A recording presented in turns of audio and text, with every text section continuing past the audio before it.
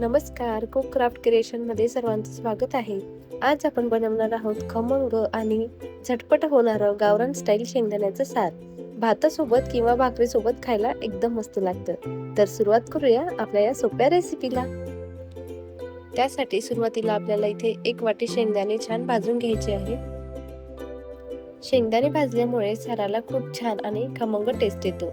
आता शेंगदाणे भाजून झाले की थोडा वेळ थंड होऊ द्या. आता त्याच कढईमध्ये थोडं तेल घालून आपल्याला त्यामध्ये कांदा आणि खोबरं घालून घ्यायचं आहे.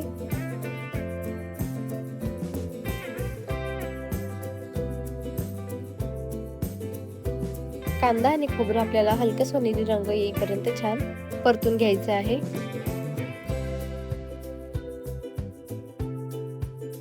आता त्यामध्ये लसूण पाकळ्या आणि धने घालायचे आहे.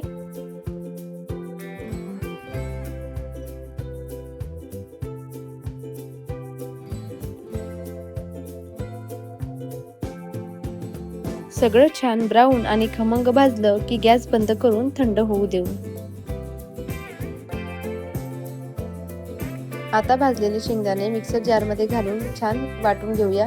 आपल्याला शेंगदाणे खूप बारीक वाटून घ्यायचे नाहीये, थोडे जाडसर ठेवायचे आहे.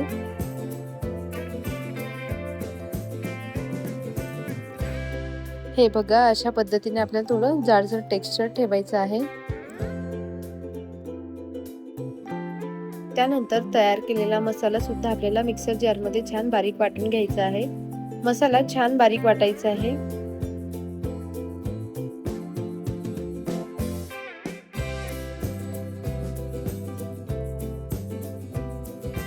आता एका कढईमध्ये तेल गरम करून घेऊया. तेल गरम झालं की त्यामध्ये मोहरी घालायची. मोहरी छान तडतडली की त्यामध्ये आपल्याला जिरे घालायचे आहे. त्यानंतर त्यामध्ये कढीपत्ता आणि तयार केलेल्या मसाल्याचं वाटण घालायचं आहे. त्यानंतर यामध्येच आपल्याला आलं लसणाची पेस्ट घालून घ्यायची आहे आणि त्याचा कच्चा भास जाईपर्यंत छान परतून घ्यायचा आहे.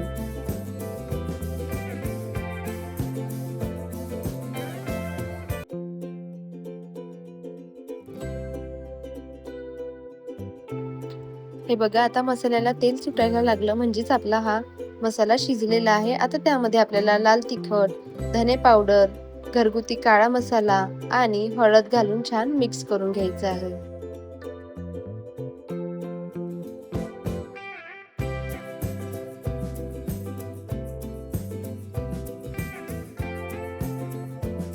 आता त्यामध्ये टोमॅटो प्युरी घालून ते छान मिक्स करून घेऊया आणि त्यामध्ये चवीनुसार मीठ घालून ते सुद्धा छान मिक्स करून घ्यायचं आहे.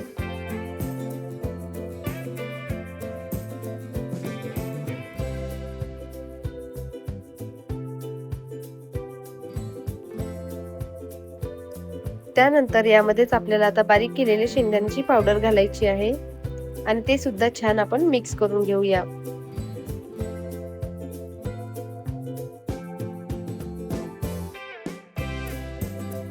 आता यामध्ये थोडं पाणी घालून 2 ते 3 मिनिटं झाकण ठेवून आपल्याला शिजू द्यायचं आहे.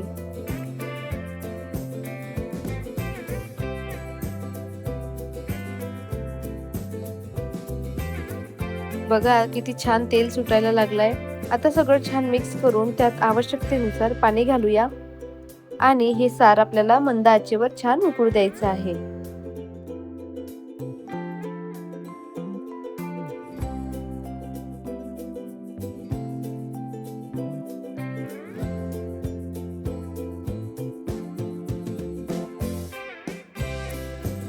छान उकळी आली की त्यातून खमंग वास यायला लागतो आणि शेवटी वरून कोथिंबीर घालायची आणि आपलं गरमागरम शेंगदाण्याचं सार तयार आहे.